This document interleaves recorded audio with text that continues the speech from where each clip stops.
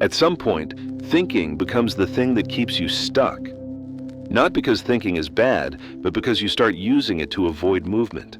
You think about the right timing, the right plan, the right version of yourself to begin with. And while you think, nothing actually changes. Most people don't fail because they choose the wrong direction. They fail because they never truly start.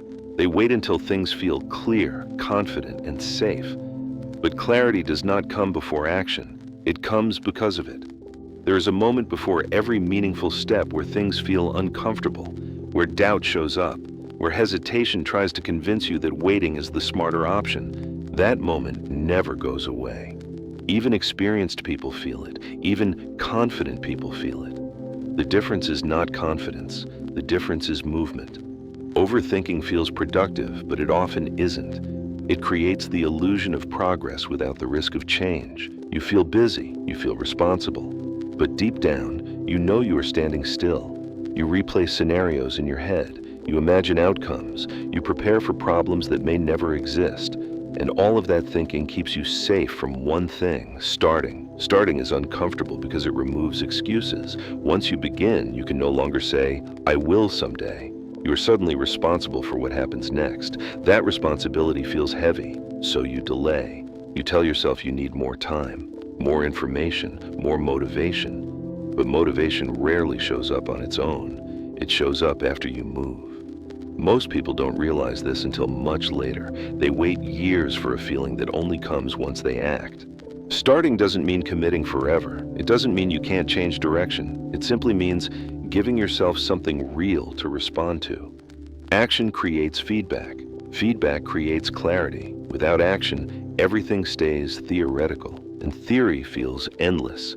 You don't need to know where this leads. You only need to know what the next small step is. One email, one session, one honest attempt. That is enough. You are not behind because you don't know the full plan. You are behind only when you keep postponing the first step. The mind will always find reasons to wait. It wants certainty. It wants control. But growth happens in uncertainty, in movement, in trying before you feel ready. You don't need confidence to start.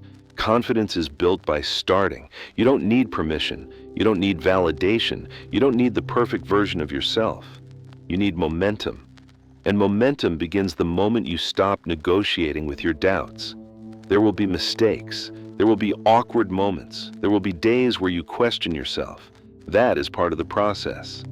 Staying still does not protect you from discomfort. It only delays it. Starting may feel uncomfortable now, but regret feels heavier later. You don't need to change your entire life today. You don't need to become someone new overnight. You only need to start where you are, with what you have.